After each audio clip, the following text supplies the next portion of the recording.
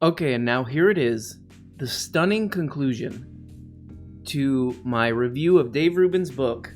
What is this book called? I always blank every time. Old Man in the Sea by Dave Rubin. What is it called? Don't Burn This Book by Dave Rubin. Here it is, our final part of the review, chapters 6 and 7. I read these two chapters, and this is a bit of a roller coaster. These two chapters they're the perfect little salty, sweet and salty. You get a little bit of sweet, and then you get an immediate mouthful of salty. And I love it. This is classic. It starts off with this section, chapter 6 is called Never Surrender to the Mob. Never Surrender to the Mob.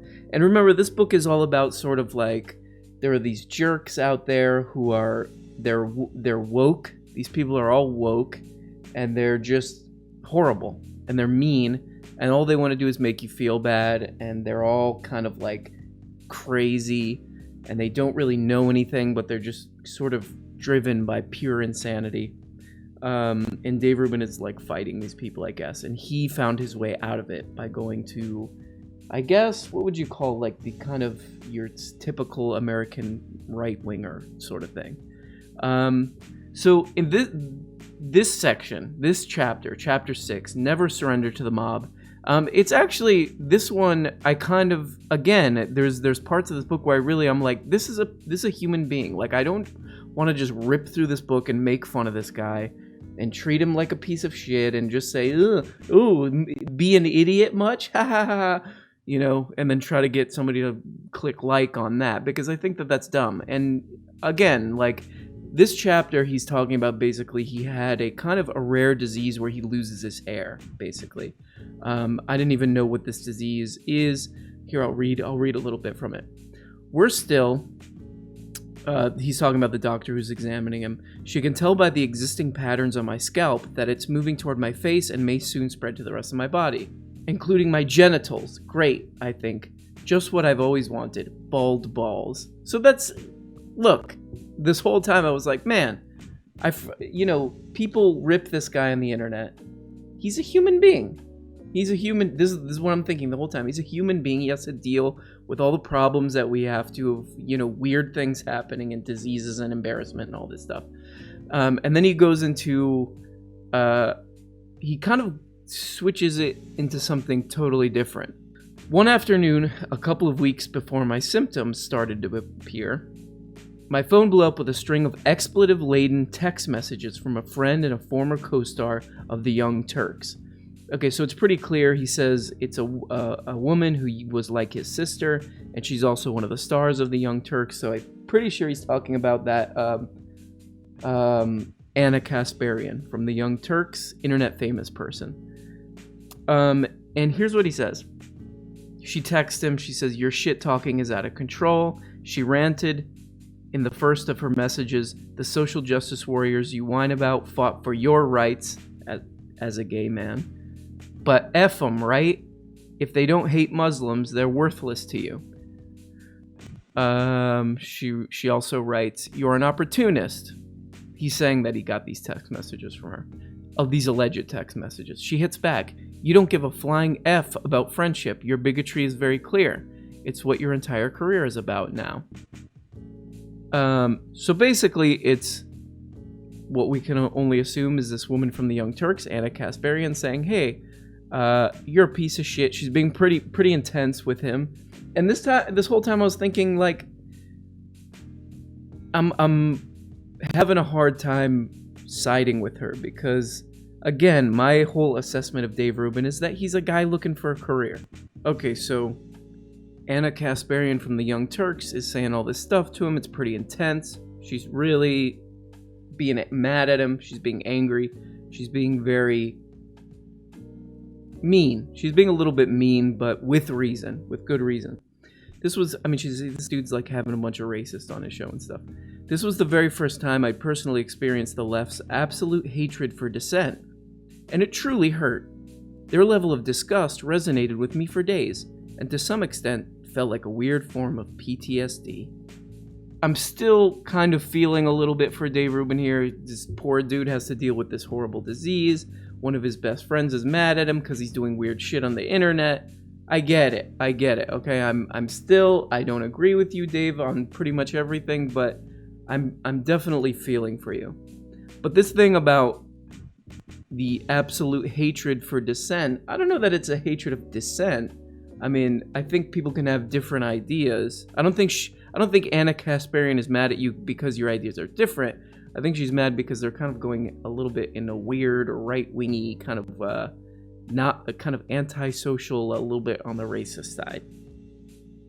So, yeah, this chapter in general, it's him. He goes more into dealing with this horrible disease. He really wanted to give up on his career. It threw a wrench in his career. He was supposed to have a big deal with Larry King, yada yada. And yeah, the whole time I'm like, Dave Rubin, I feel for you. I really feel for you. I don't want this to happen to you. I don't want you to have any hard times. I don't want you to have to deal with some illness. I'm on board. Pretty much this whole chapter, even the Anna Kasparian stuff, I'm like, this is a lot to deal with. This is annoying, and I feel bad for you. You're getting me on your side with this narrative. But then, again, after the sweet comes the salty. After the delicious sort of palate cleanser from previous chapters of the book, we go right into kind of anchovies or something, or just some rotten fish or something to ruin that palate cleanser. So this chapter 7, the next one is called Stop Hating Straight White Men, America, and Western Values. Okay, tell me why, Dave. Allow me to open this chapter with a statement that's wildly controversial and gulag-worthy hate speech. America is the greatest country in the history of the world. I mean, what do I think when people say America is the greatest? What I think of is just like a little kid, like a little chubby kid, because that's the kind of thinking. That's the level of thinking you're dealing with when someone says America is the greatest country in the world. Is just like a 7-year-old or something. Not a lot of nuance to that take, but I'm stating something that not a lot of people know right now. But anyway, if you disagree with this, then you should probably ditch all your first world luxuries, including but not limited to your iPhone, PlayStation, 70-inch flat screen TV, and Netflix subscription. Okay, the first 3 things he mentions are all made in China. You love America? Well, then why don't you like all these Chinese things? Why don't you go elsewhere? He says. Ideally to a place where you can feel morally superior while living in squalor or under oppressive regimes. So either you live in America or you basically live in a trash can. You live in just like a dirty trash bin, or America, and those are your 2 choices. A socialist dystopia like Venezuela would be an excellent choice, or perhaps a dictatorship such as North Korea. Oh, man. So there it is. You could either live in America, which is the best number 1, or Venezuela or North Korea. Those are your choices. Those are the 2 totally in good faith choices you have. Another thing that he does in this book over and over again is he talks about celebrities he doesn't like. Woke celebrities such as Lena Dunham, Amy Schumer, and Kathy Griffin are prime examples. They all promised to emigrate if Trump won the 2016 election, but they're still here, reaping the benefits of living in an affluent, opportunity-rich country where they're safe and free, which is precisely why they never leave. He also talks about Mark Ruffalo, Mark Hamill. He's like, these are the celebrities I don't like. Oh, what does that have to do with the majority of the population who voted against Trump? I don't know. I'm Dave Rubin. Oh, here's another one. So he's shitting on all these celebrities, Kathy Griffin and Mark Ruffalo and all these people. And then he goes, see, developing your own views and speaking them, even if your voice shakes, takes tenacity. It requires conscience. It's about choosing the path of most resistance, not opting for the easier route with fewer hurdles. I mean, I guess what he's trying to say here is that, look, a lot of these celebrities, they're just in this like left-wing bubble of Hollywood. But he's kind of and there's something to that. Like we could actually talk about that, about people who just kind of adopt a political viewpoint and don't really want to read and don't really want to look at history and don't really care and don't really want to volunteer or whatever. It's just sort of like they're like, oh, other people say this, so I'll say that. Sure, that's something we could talk about. But at the same time, like Dave Rubin and all these guys are like all paid by like all the same people who pay them to say these things. Not even to believe them, just to say them. It's usually like, you know, people like a really interesting case is Ben Shapiro, whose news channel was started with the money of fracking billionaires. And there's nothing bad, weirdly, interesting, nothing bad about fracking on that site. Nothing bad about fossil fuels. Weird coincidence. So, I don't know, Dave, is that a version of kind of just going along, maybe not developing your own out when it's hard? I don't know, something to think about. There's a section called Every Country Has Its Baggage. Of course, none of this means, so he goes through all these other countries and he's like, they're not good. This is why Sweden's not good. I thought he would just kind of skip over the 14 other countries that are listed as higher quality of life than the United States, but he kind of mentions some of them and he's like, well, there's a bunch of rapists in one of them. It's a bunch of sort of unsubstantiated like right-wing talking point stuff. Oh, here it is. We'll actually look at the Sweden case. Okay, how about Sweden? That's the country every left-winger tells you is the model for what America should be. Well, that's fine, except the population is primarily white, which sounds pretty racist by the left's ridiculous rules. Oh, and since they've welcomed large numbers of African migrants, Dave, where are we going with this one? Sweden has struggled with assimilation is now the rape capital of Europe. I did a Snopes on this. First I started off looking where he's getting this claim from and couldn't find anything except like other right-wingers saying it. So then I finally did this Snopes fact check, and this is what they said. Just as there's no evidence supporting the claim that newly arrived refugees have caused an increase in sexual crimes in Sweden, there's also no proof that the city of Malmö is a, quote, rape capital of Europe or the world. This is, he's literally in that section just repeating something that he heard from another guy. So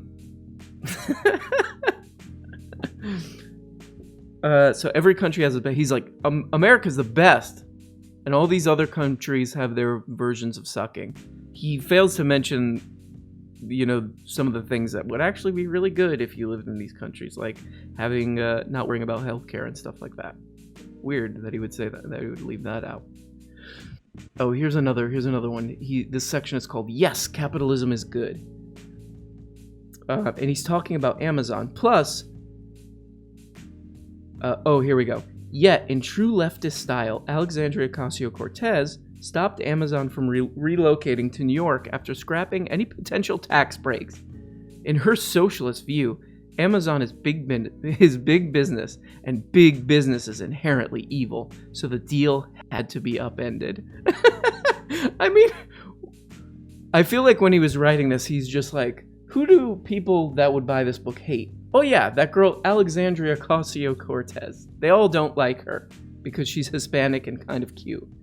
The Atlantic actually did a pretty good write-up of this, and I'll read you a little quote. Again, this is about the Amazon coming to New York City. They wanted to build a headquarters there. They were asking for a bunch of stuff in order to do it. Not only were they doing that, they were doing this weird, like, king, I'm a king, like, what will my states do for me? What will you do for, like, a court jester running in, and he does, like, a little goofy thing. Oh, I'm Wyoming, this is what I'll do. And this company just expecting all these states to, like, compete to have them come by doing all this crazy stuff. I think they even did really goofy stuff, like, I think Cuomo said he would change his name. One state said that they would change their name to Amazon. It's just like, it really is like literally, basically a literal version of like a monarch having a bunch of people dance for them, for gold or something. So this is from that Atlantic write-up about that situation. This is kind of a pretty good summary. The larger truth is that corporate subsidies, including the $3 billion package offered to Amazon, are often pernicious and usually pointless. Studies show that these sorts of measures have no discernible impact on firm expansion measured by job creation. So that's the whole thing, like, oh, if they come here, we're going to have all these jobs. Oh, people are going to be swimming in jobs and money. But yeah, I've read this, I've read a couple studies about this, that it's, there's no real proof for that. Yet every year, local governments spend more than $90 billion to move headquarters and factories between states, a wasteful zero-sum exercise whose cost is more than the federal government spends on affordable housing, education, or infrastructure. So, hey, instead of throwing a bunch of money at a trillion-dollar company, maybe fix your fucking roads and shit. Build some affordable housing, improve education, do some stuff that's actually going to help people instead of just shifting money around for no reason, you goofballs. Jesus. But yeah, it's Alexandria Ocasio-Cortez's problem because she's a little too cute to be in Congress, and that makes me mad because I'm an old angry guy. And then he goes on to this other thing, Asian privilege, and this I love this section. I love this section because this is just an interesting. I don't know. This is just an interesting, weird like hall of mirrors that you come into, and I'll show you why. Asian privilege. Okay, so according to that he's writing about Asian people, I guess, doing better financially or something. According to 2018 U.S. Census Bureau, as reported in the Wall Street Journal, the average household income from Asian Americans was $78,000 compared to $62 for whites, $46 for Hispanics, $37 for blacks. This isn't likely to change anytime soon, with Asian Americans more likely to have a bachelor's degree than any other race in the country. Okay. And then he says this is impressive because it's actually very impressive when you consider that most first-generation Asians moved here with very little. Interesting stuff. So Harvard Law actually did a really good paper on this. What is it called? Oh, the model minority myth. And again, it's funny. There's a name for this. It's called the model minority myth, which Dave is just rolling out. This is not a new thing. This is a copy. This is a copy of a copy of a copy. And we'll read this. As the New York Times reported this past August, income is one key area where aggregated figures are deceiving. So he's saying all this stuff about, 78 Asians, they make more than anybody else. But aggregate figures are deceiving. More specifically, despite having the highest median income of any racial group, Asian Americans also have the largest income gap of any racial group. As of 2016, the top 10th percentile of Asian Americans earns 10.7 times as much as the bottom. And this is bigger than 9.8 black, 7.8 most Hispanic or whites. Here, check this out. Indeed, he writes, this author of this Harvard Law article, indeed, in New York City, Asians experience the highest poverty rate of any immigrant group. So if you just throw up the statistic with no real kind of breakdown of what's really going on, it's a little misleading. And then there's immigration policy. Here's a quote from the same Harvard Law article. Within that 46-year time period, there were distinct waves of immigration characterized by different circumstances, including waxing, waning emphasis on family reunification, and more recently, skills and education. So there's some immigration policy at play here too. Getting the more skilled and educated people into the country in the first place skews the numbers. It depends on country of origin too. Okay, so another thing that's going on here with this thing is that it's sort of weird. He's just throwing all Asians together in the mix. Here's another quote from the same article. To drive home the disparities that exist within the Asian American community, the New York Times piece also plots median household income and education according to country of origin. So when in Dave's mind, or whoever wrote this book's mind, it's just Asian. There's just Asian people. There's just, what do you mean Asian? Chinese? You know, are they from Vietnam? No, just Asian. What do you mean Asian? What are you talking about? I mean Asian. Okay, so they also plotted this income data by country of origin, revealing Indian Americans to have the highest level on both accounts of education and income. Meanwhile, Burmese, Hmong, Laotian, and Cambodian Americans lag behind other Asian Americans on these indicators. In other words, hey, Dave, there's different kinds of Asian people. Uh-oh. He's like, what? Ew. The other funny thing about this is, so basically what he's saying, the conclusion to this whole Asian privilege thing, here I'll read you his sort of conclusion, his takeaway. Of course, this isn't necessarily a bad thing. It's actually very impressive when you consider blah, blah, okay. Blah, blah, blah, blah, blah. The conclusion is they came here with very little and worked their way up. So this is what this all means.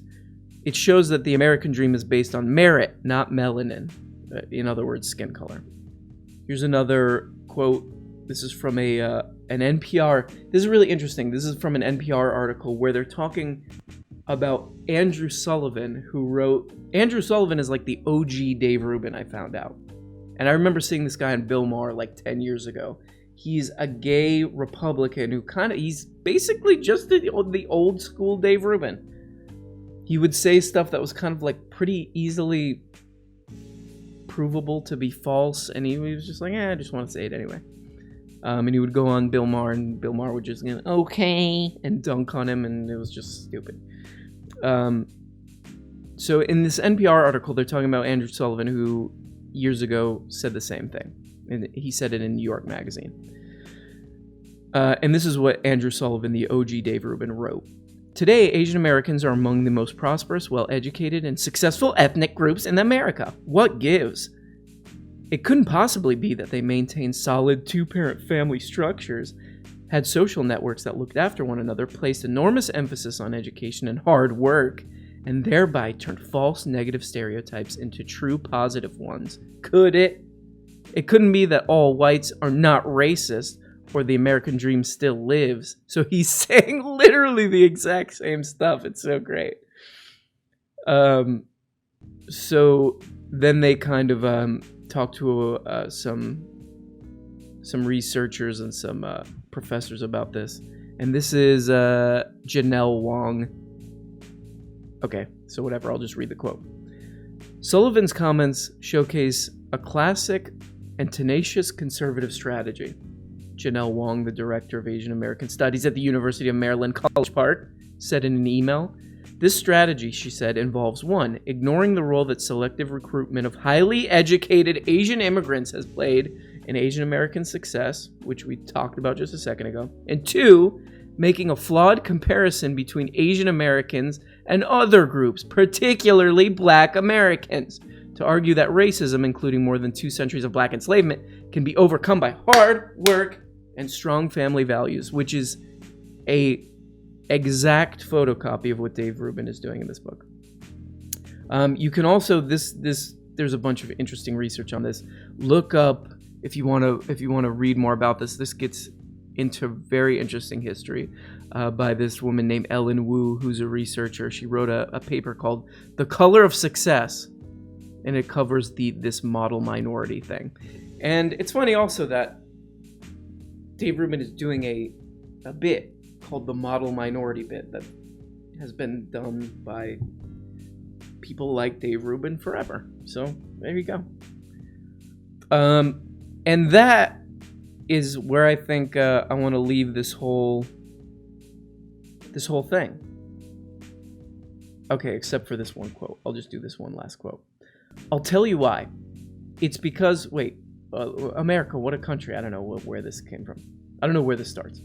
I'll tell you why. It's because of the United States, the land of the free that allows self-expression, the pursuit of ambition, and a truly open, diverse model. Accept this graciously and use it as a force for good, rather than getting fat and lazy on the comforts that were hard-earned by people before you.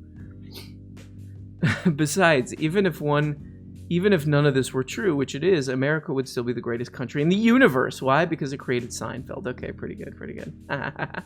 Seriously, what's not to love? Realizing there's almost nothing not to love. The left invents problems to fill the void. Okay, so the left invented like the Iraq War, the Vietnam War. I mean, you're skipping over a few things here, Dave. You're skipping over some very obvious things. I mean, I think there are, I don't know, this is something in the mind of the kind of person who would read this book where they're just like, I want to hear good things about the place that I live. I'm tired of all this criticism. It's like a baseball player or something who, like, the coach is like, hey, you gotta choke up on that bat, you gotta swing, you gotta get that swing a little bit higher or something like that. They're like, I'm tired of all this criticism.